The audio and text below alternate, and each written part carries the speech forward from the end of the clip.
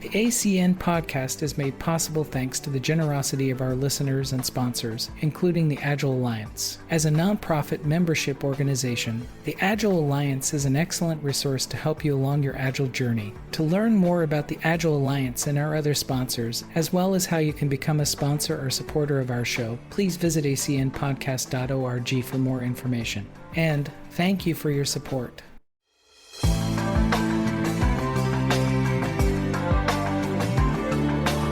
Good morning and good evening, everyone. This is the Agile Coaching Network. My name is Ray Arell. The Agile Coaching Network is brought to you by the Agile Alliance. The Agile Alliance is a nonprofit organization.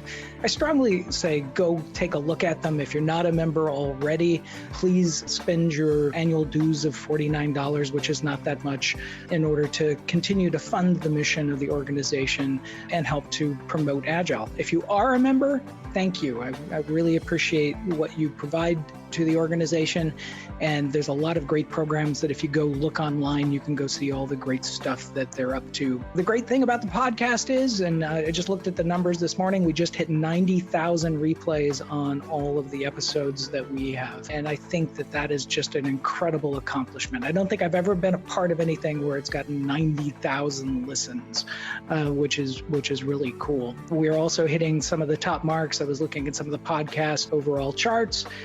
We're not in the number ones. I will be the first to admit that Agile topics and Agile coaching topics in the business sector don't rank in the top 10.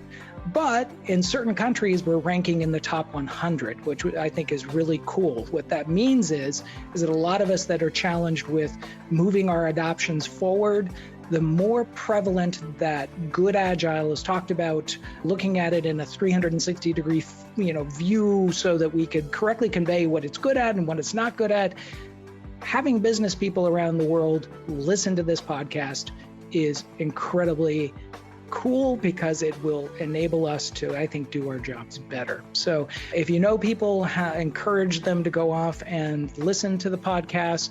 We have right now 55 episodes that are in the can. So that's 55 hours of conversations that you can listen to. And if you've listened to them all, send me a note and I will send you a cup or a t-shirt or something, because it's, going 54 hours, that's a huge commitment on your life. Lastly, on the whole thing on the podcast is it's available on most of the platforms, meaning you can even ask your connected device, and I'm not going to mention the name of my device right now because it will go off on my desk, but you can even ask it to play the Agile Coaching Network and it will, which is, I think, welcome to the future. We're here.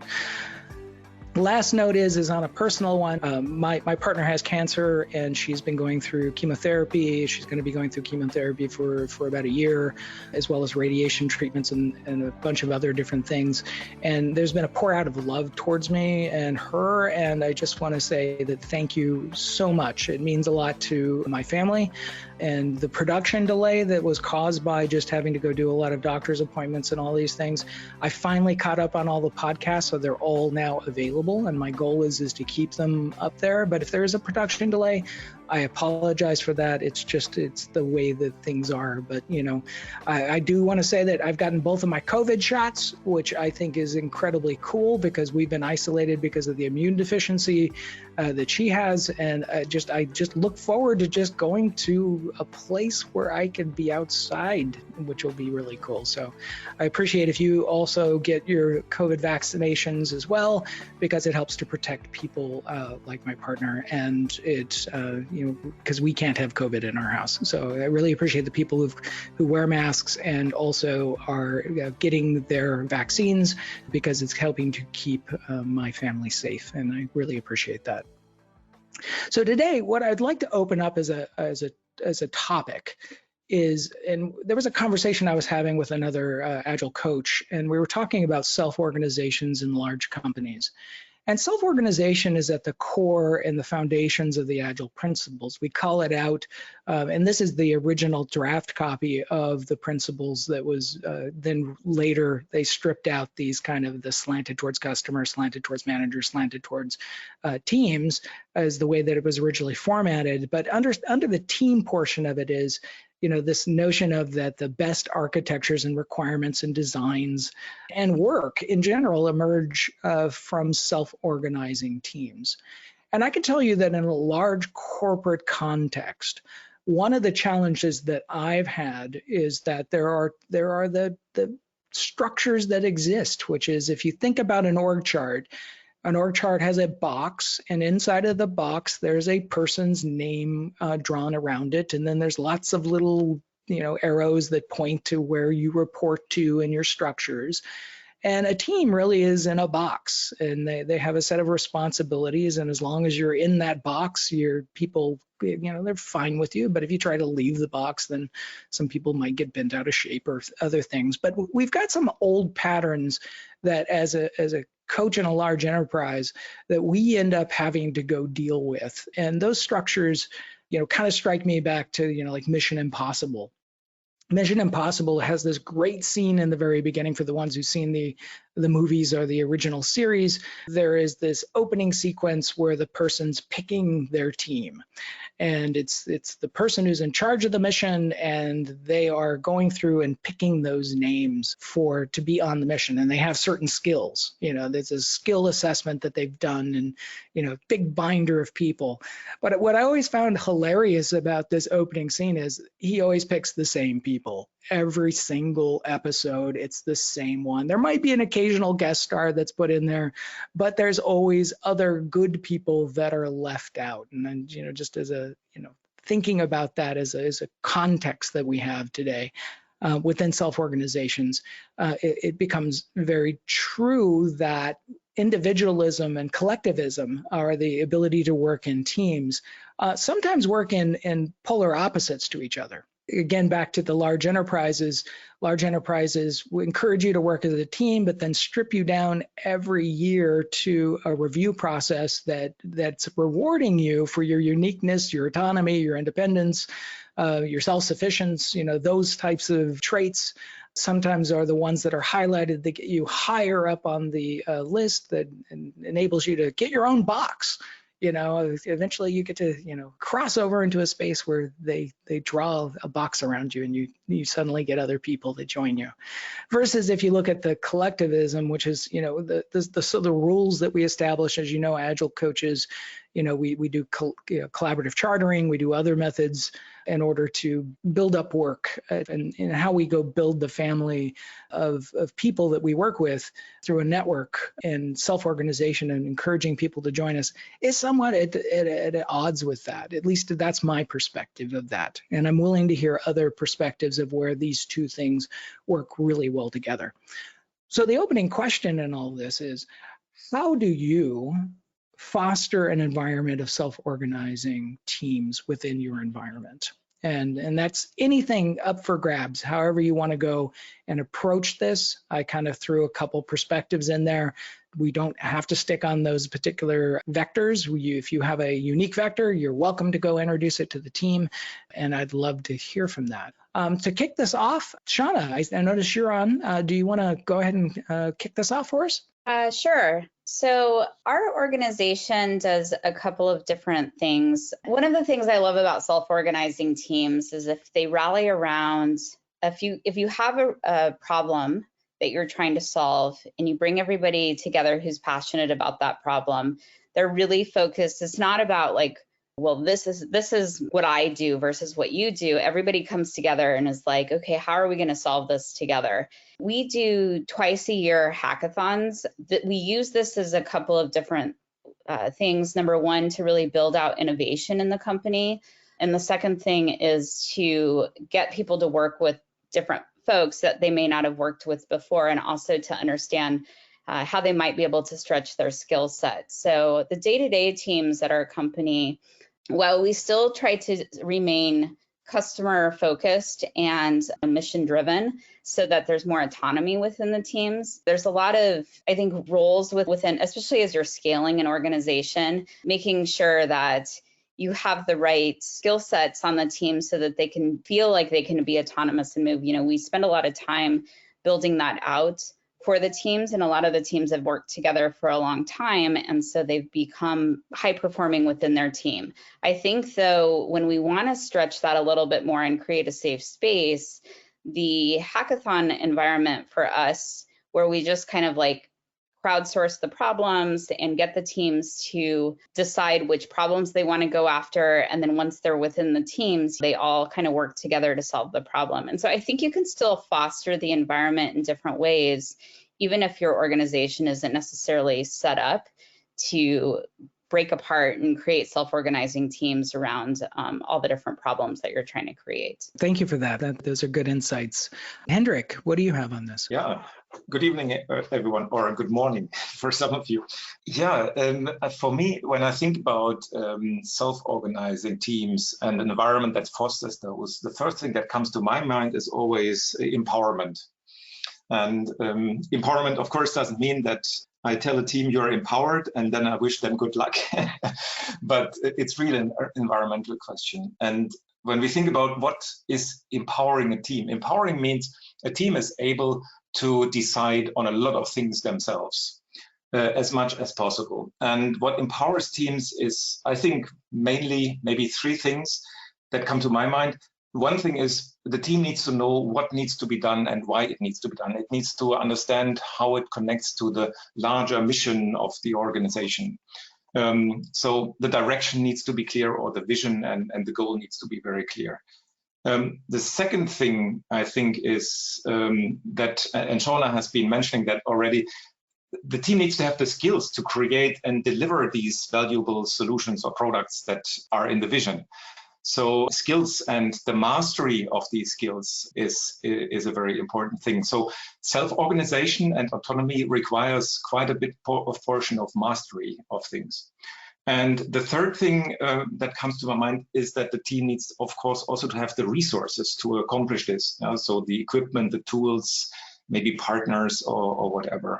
And with these three ingredients, I think a team has the environment to be very self-organizing. Maybe a last reflection is self-organization and self-determination are two very different things. The self-organization means the teams are thinking, are deciding themselves, but the determination, where are we heading, that is a thing that is owned by the organization and the team is part of it. I think that's a very important thing, because sometimes I have been in discussions where the team said, but we can set the goal, where are we going? And that's, of course, a thing that is maybe on a wider organizational perspective. Yeah, that are some of my thoughts on this. Yeah, Jason, you said that the distinction between self-direction or self-managing or self-organization, they all have different, as I think you kind of implied there, they all have sort of a different flavor to them, which is one, are we working on a goal that's been assigned to us and allowing us to self-organize around that goal? So thank you for that. Jorg, what about you? Totally agree with all the things that Hendrik just listed. And in terms of making this happen as part of a bigger company that doesn't appreciate the self-organization by nature and does exactly what you showed, Ray, these individual performance reviews and evaluations, I think one thing there is to really allow a bit self-organization there for the team in terms of giving feedback to others. Because if everybody in the team gives feedback about the rest of the team and they appreciate that they get help, that they together achieve something, then we separate you into individuals and only look at the individuals goes away, because suddenly in this appraisals, people start talking about the others on the team.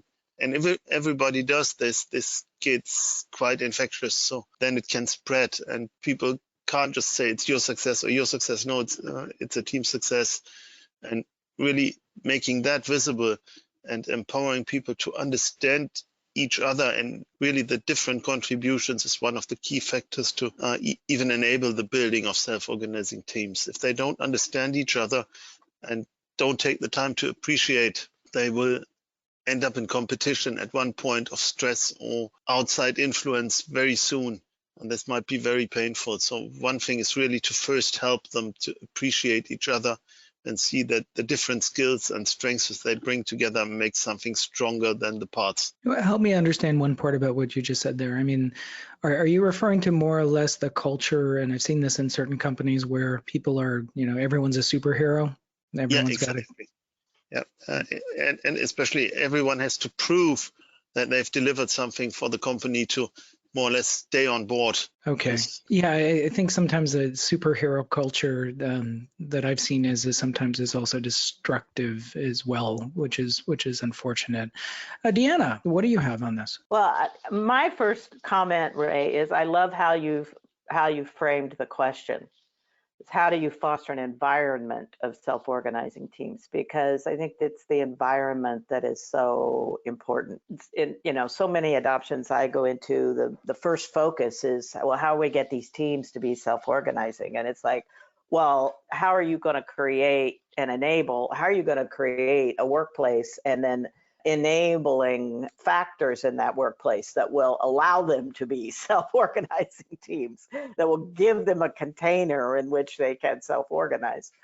So I think that's a really important point. And both Shauna and Henrik also touched on this. It's like, I think we start with the managers. I mean, and so I often get this question about how do we get our teams to be fluent? And the thing is, you start with what surrounds the team. You start with the leadership, the management, the rest of the context that they're in, and do what you can to create a structure in which self-organizing teams can be their very best. And that involves, things like making sure every team has a team space, whether that's a physical workspace or an online environment to work in. And I mean, a lot of the things that Shauna and Henrik and Jörg have talked about, it's like how it's enabling all of those things to happen is how you foster the environment in which they can happen. I love Woody Zuhl's term about talking about it's not about hunkering down and making art. It's about how do you create the context in which art can happen, right? And I think it's the same with self-organizing teams. I also like the distinction between self-managing, self-directing, and self-organizing. I was a consultant in the 80s and 90s when self-managing teams were big. And I was already in my career then. And we created a number of places where teams called themselves self-managing, and then realized that meant they had to assign somebody to go to the safety meeting, and that meant that that there were a lot of distractions in taking on those management roles, and that was one of the reasons why that effort failed in many places, because they didn't make the shift to, no, this is a team that manages their own workflow, as opposed to this is a team that takes on all these management tasks. So making sure in the first place that leaders and managers know how their role is going to be different if they are leading and managing self-organizing teams, and that they're going to have some structural things to work on, they're going to have some cultural things to work on, they're going to have some work process things to work on, in order to create that wonderful state where self-organizing teams can flower and then be super productive. Fernando wrote in the chat box, how does team maturity factor into being able to self-organize? Do you think the team has to be really mature and have worked together for a while to be able to do that? I'm not a big fan of thinking in terms of team maturity.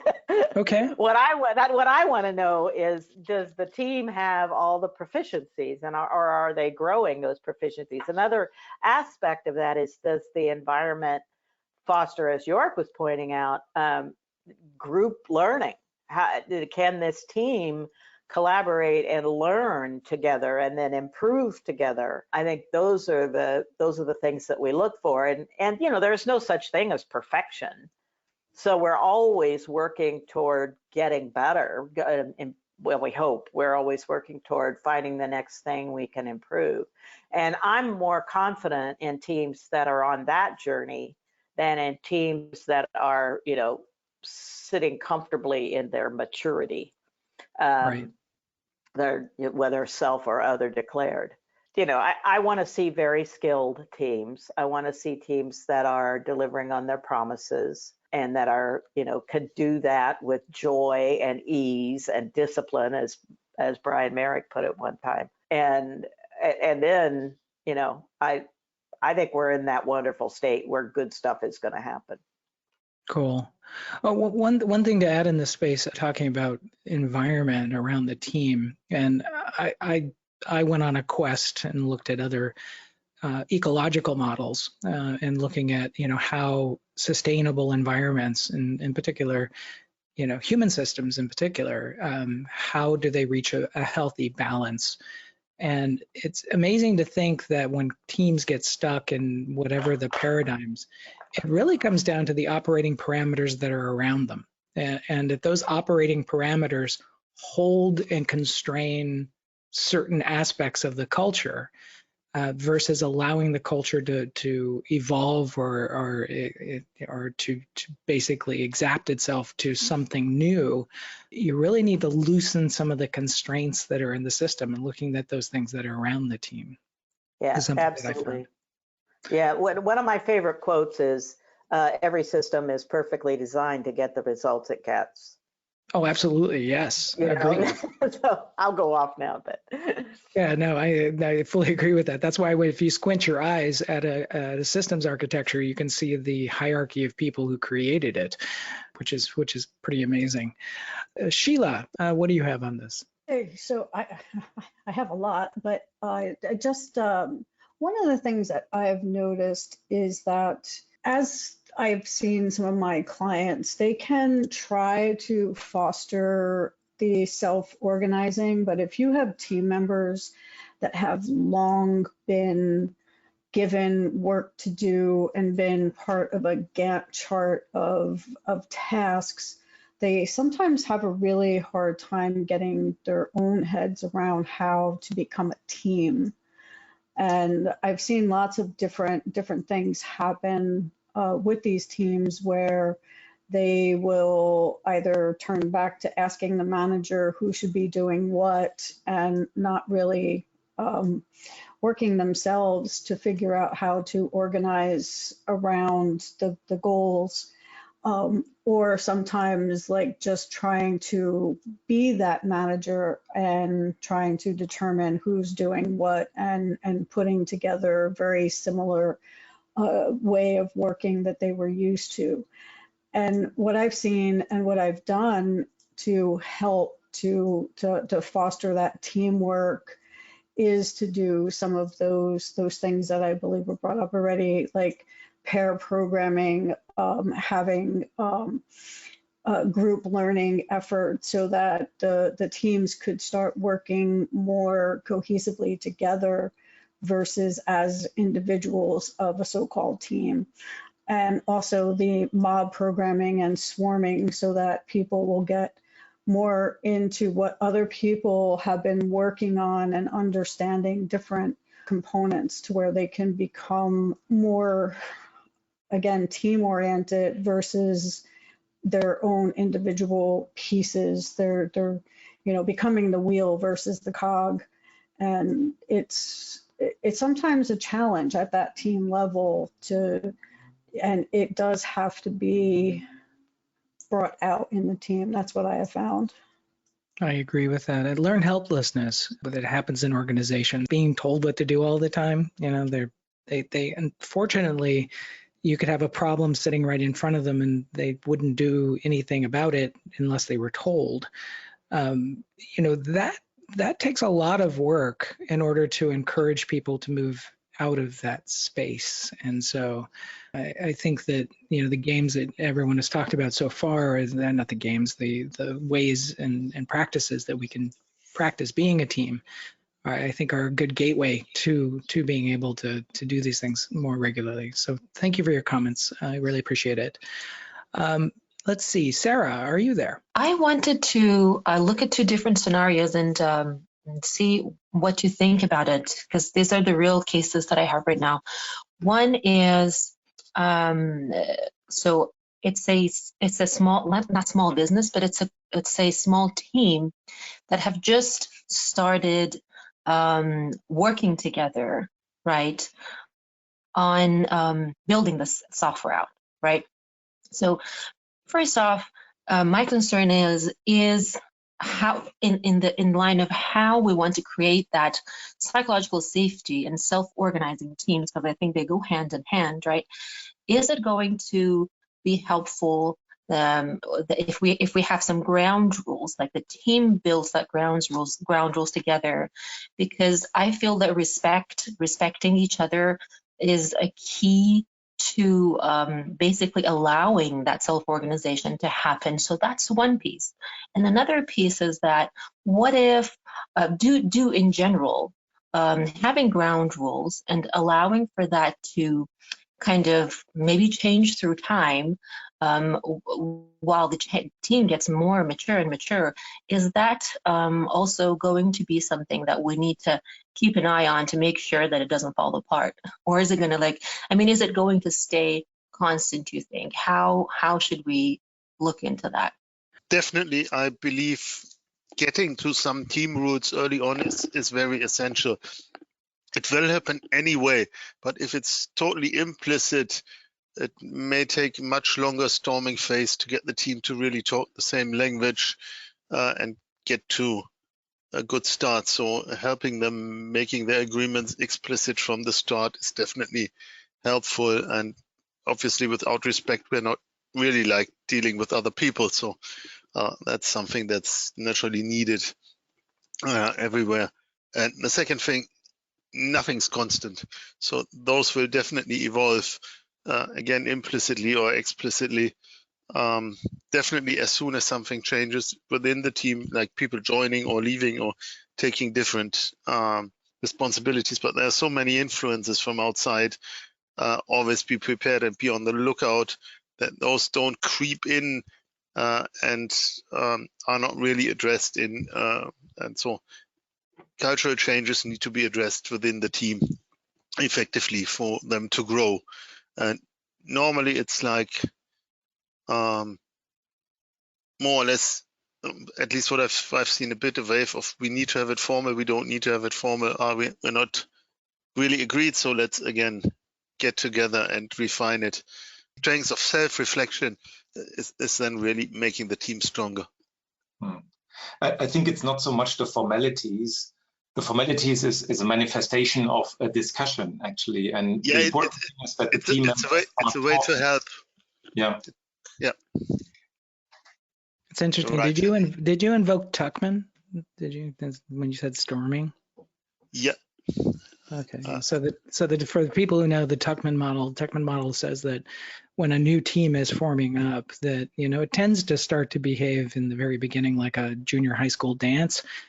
Everyone's on the walls, everyone's sizing everything up, and getting people to engage and actually have a meaningful conversation is really the first aspects of the leadership and coaching that goes into those teams, is to get the team to start talking about the issues and to start to own the issues that are around them. And Tuckman basically, some people like that model and other people don't, but it still is a good visual reference to say that if our team isn't really arguing about stuff, maybe we're not getting them engaging enough, which I think that does hold true. We need to get people engaged to the problem. Don't admire it, which I think a lot of teams do. So let's see, Mark, you're there. What's going on? Just to call out kind of a theme or a thread that I've been hearing in all these discussions that I love, and in some ways I think I've observed it making all the difference. The concept of Lewin's equation talks about behavior being a product of people in their environment. And systems thinking teaches us that there's the system and then the individuals interacting in the system. So never forget one or the other. The other thing is outcomes. I think a lot of times I hear everyone talk about outcomes. So self-organizing organization. Great, we're going to get all these outcomes, and hey, we want this, and objectives and outcomes, and that's all great. But the reality is that's all downstream. And so this concept of why, like moving from why before we get to the outcome. So for self-organizing teams as an example, let's challenge our assumptions. The assumption often is that a management structure can create, okay, let's create this, let's host this, let's whatever. Several studies, though, have shown that if you look at self-organizing experiments, when management designs them, they tend to have less effective outcomes than when the teams design them. So this leads me to think about like the open spaces model. I experience that where everyone gets together, and the only rule is that everyone's that's there creates the agenda, and whoever wants to attend goes to whatever session they want to attend. The conversation happens. They take notes if they want to. Everything about that is self-organized, except for the day and time that will be met, the minimum viable structure.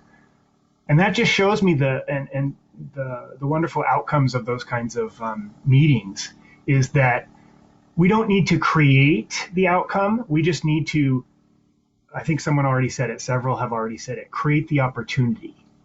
And we need to do that in the minimum viable way, I think is the essence here. That's very insightful, because I think one of the things I've always noticed with open spaces is that, man, we cover a lot of stuff. An amazing amount of material and topics go through in a brief amount of time. One story of self-organization that I had was a company up in Seattle that I visited, and they had this wall that had all these Post-it notes of team members, and they were clustered together, and it had a team name in the middle, and they had the Post-it note of a person's name on there, and they made it dynamic enough where you could take your Post-it note of your name and move it to another team if you wanted to. And I asked the question, well, what were the rules around this? And I was talking to one of their senior leaders, and the senior leader says, we didn't create the rules for it, they did, which I thought was incredibly cool. And I said, well, what's the protocol if I move my name to another team? Do I have to get approval? And the person said that they were adults. They know that they have some work that they have to go let go of, and they've got to do transitioning and all of that. They know that. And then they could place their Post-it note on another team once they've done what they needed to do to make the transition. And I thought that was such a refreshing view of it. And then one other thing I just wanted to point out was on this wall, there were individual Post-it notes that were just by themselves. They weren't associated to a team. They were just off in a corner. And I asked the question about those people who've taken themselves out of the team environment and put themselves separate.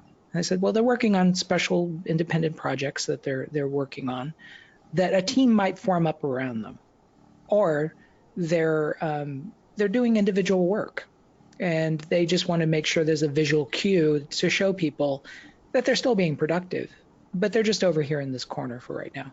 And again, I thought that was incredibly refreshing as well.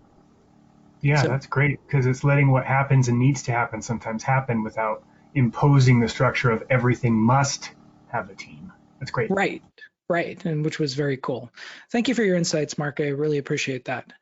Let's see, Mark, another Mark. I haven't heard anybody speak about the value of courageously allowing failure to stimulate learning about becoming a team. So if you're in an environment in which you're used to being told what to do, as one of the guests, one of the panelists mentioned, it's quite hard to make that transition to actually self-organizing. And sometimes, I mean, we're working in short cycles where the amount of effort that gets squandered by a failure is relatively small. And sitting back and letting a team have that experience of delivering nothing for a sprint and learning through that experience that, oh, you're serious. You actually want us to take responsibility for this. I found that to be really powerful. And I once worked with a team that was making very good progress, and then got a bunch of new members that were not used to agility, and they ground to a halt. And after a couple of sprints in the sprint review, even though I was the scrum master, I said, you know, I noticed that we actually haven't delivered anything in quite a while. And the project manager in this relatively inagile environment stepped forward and said, well, we'll take that under advisement. And I said, no, I think we should stand down until we figure this out. And we went to the retro. This was in the sprint review. We went to the retro, and the team was really mad at me. But what was going on is they were quite senior people, and they had no time to work on this project, so they weren't. And their Kaizen for that sprint was to go to a different building in a different town 2 days a week so that they would be uninterrupted and could work on the project. And they delivered something the next sprint. So, you know, sometimes it's hard, but sometimes letting people bump their head is a great way to help them to actually take responsibility. What do you think of that? Well, I'll share my perspective, and then any of the panelists are welcome to dive in as well. I find that the structures that we set up in Agile, sometimes we miss the key point of failure, which is, what did we learn? What did we learn from this? And that retrospecting and being able to embrace that we still actually, even though we didn't deliver something, we did learn something. And that, what are we going to do about that learning? Are we just going to set that aside? Are we going to not react to it? Deanna, what do you think? For some reason, a picture of you just popped in my head. Well, maybe because learning is such a theme in my life, but we create best. I mean, you were talking about Tuckman earlier, and some of the things that go on there. And a number of years ago, I put together a little thing that said, you know, the first thing we need to work on in a self-organizing team is enough trust so that we can get started. You know, your idea of people around the ballroom standing at the prom, you know, standing individually along the walls. It's like, there's got to be enough trust to take that step into the middle, right?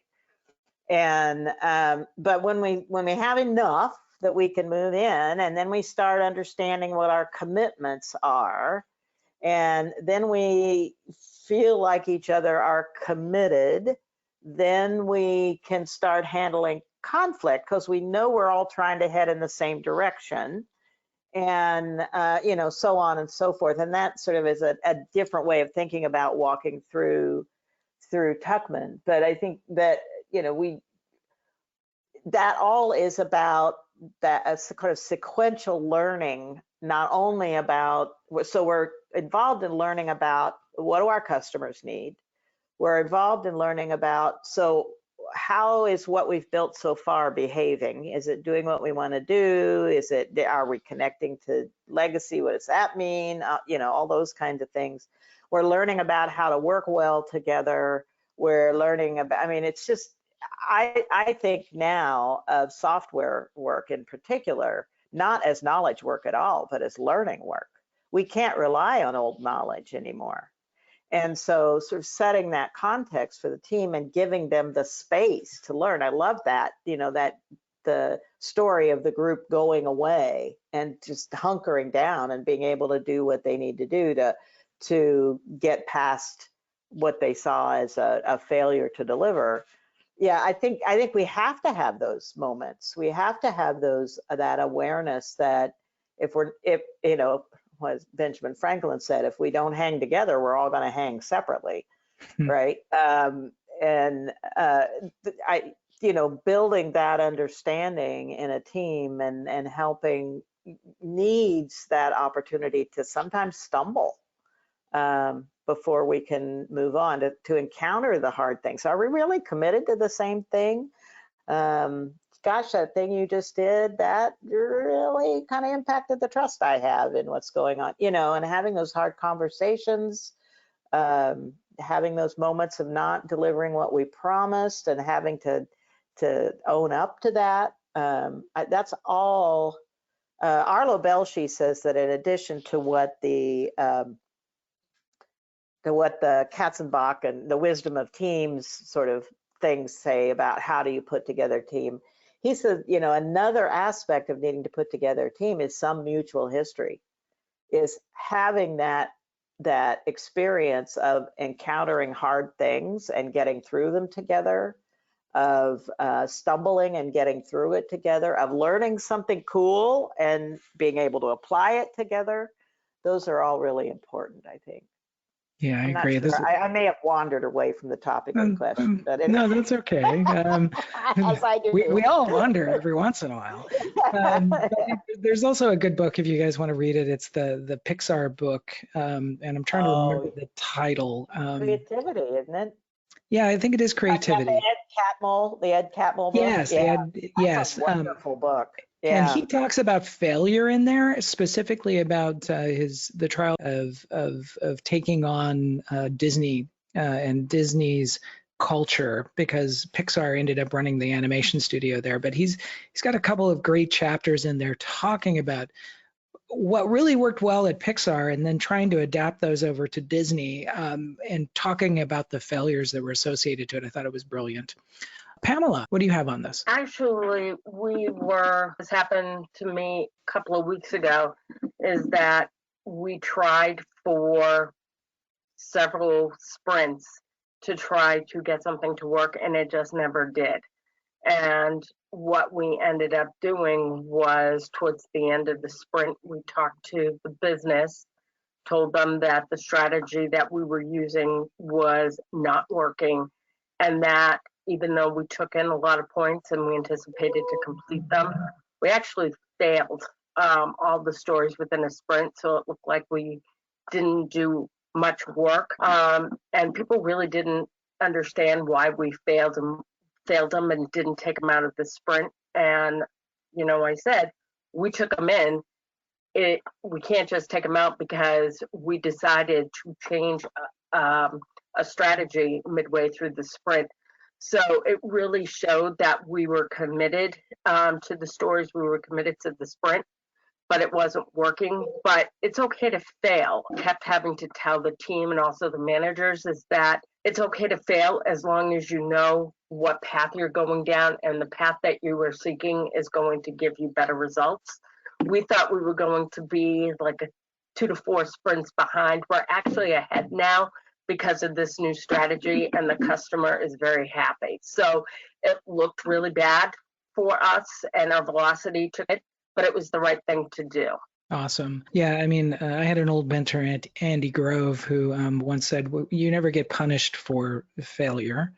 You get punished for inaction based upon those failures." And that's always stuck with me over the years. I'm going to go ahead and pivot the question off and switch topics a little bit here. This might be a little bit too meaty for the 10 minutes we have left, but maybe one that we want to explore a little bit. Do you have any advice for implementing Agile Scrum for hardware development? How should epics be formed at the system level or at the functional level? Hendrik, did you want to take a stab at this? I know you're in a hardware company. Yeah, we are a hardware company. Actually, my experience is not down to the detail level, but I had a lot of discussions with our hardware friends in the company about agility in the hardware space. And I'm not sure I can answer this question, should epics be formed on the system level or on a function level? My experience with this is pretty much that we have always these problems, at least in our company, it's very much down to silicon level at some point in time. We need to get some integrated circuit blueprint out to a prototype factory that produces the thing for us. And that's, of course, a super expensive step. And one major thing is that, the question is how much can you do just enough upfront, and how expensive is a potential failure later on? And that determines a bit the pace, the agile pace on the hardware side. So nowadays we have a lot of simulation possibilities, of course, when it comes to hardware. So we can actually work with a pretty standard Scrum sprint rhythm in the hardware design and in the simulation phase. But once things go to the factory, the feedback loop becomes super expensive and time consuming. And that's why agility on the hardware side looks a bit different than on the software side. system level or function level, for us, modularization is a super important thing. So actually hardware architecture is a big thing for us to reduce the failure domains to a minimum extent, because that has an impact on the way we can test and later on be sure that what comes back from the factory is working and testable. So those are considerations that are going into this from our side. But again, I'm not a super deep expert on this. At a Fortune 100 silicon company that I used to work for, which will remain nameless, but you can probably hear the tone every time an ad comes on. We formed them up in the form of a epic at the system level because we wanted to go create a vertical slice of functionality through the architecture. And what Hendrik just said was critical for it, was that we needed to have simulation in place because the turn of the crank of the silicon was too expensive. So we actually had to have FPGAs and other different emulation capability to be able to test the N+1 variant of whatever the function that we were doing. So real mix of old hardware, previous generation hardware with FPGAs and a system level epic that does a vertical slice. That requires, by the way, an orchestration between a lot of parties that normally didn't work together in the past. So there is a lot of structural changes you have to make in order to go enable it. Long story out of that, though, is that at the end of this, we literally got to the point with on this one microprocessor project that we could take it to the factory. If you were comfortable with the feature set that was there at the epic level, system level, then we could have it fabbed, the silicon created within 4 to 8 weeks. And it was really watching executives when you said, when could we have this? And we could say, well, you can have it 4 to 8 weeks if you like the features that are currently present. If not, if you want these other features, then we, of course, have more development to go do. But you could tape this thing out at any time. And that literally made people's brains explode. There was never a concept that we thought we could ever get to, which was cool. Jörg or Deanna, Shauna, do you have something on this one?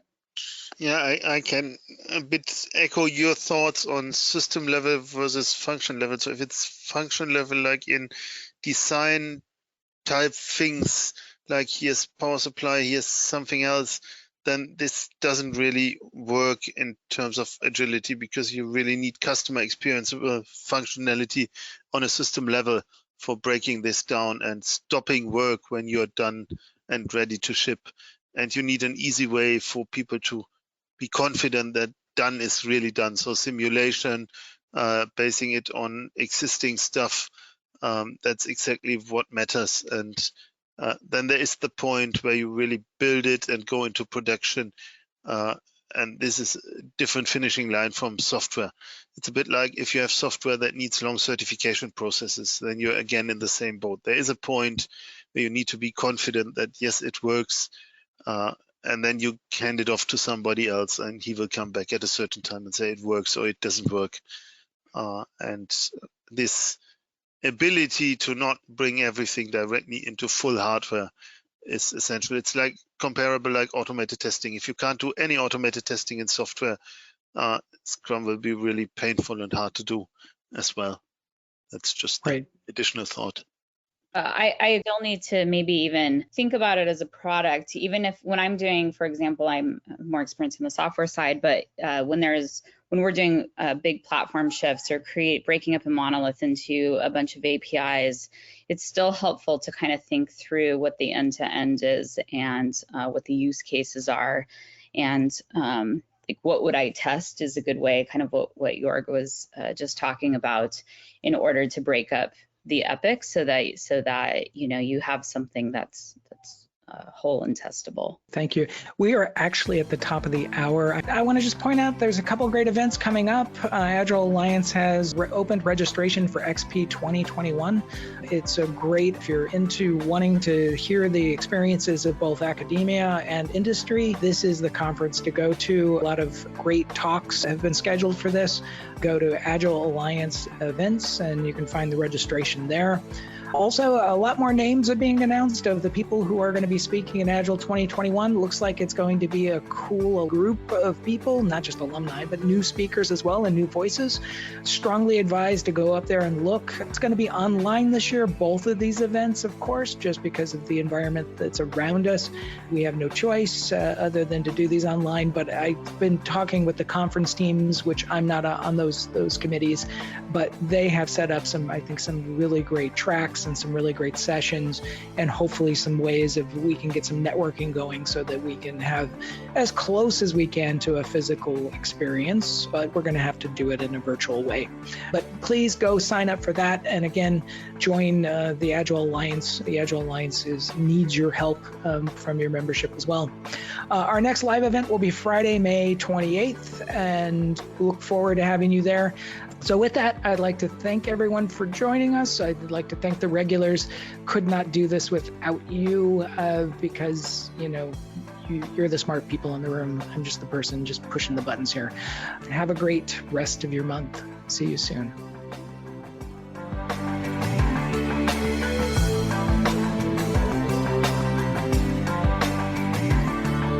This podcast is provided by Agile Alliance for educational and informative purposes only. To find out more information about the member-supported Agile Alliance, please go to agilealliance.org to find out about more upcoming events, as well as different programs that are available to help you with your Agile journey.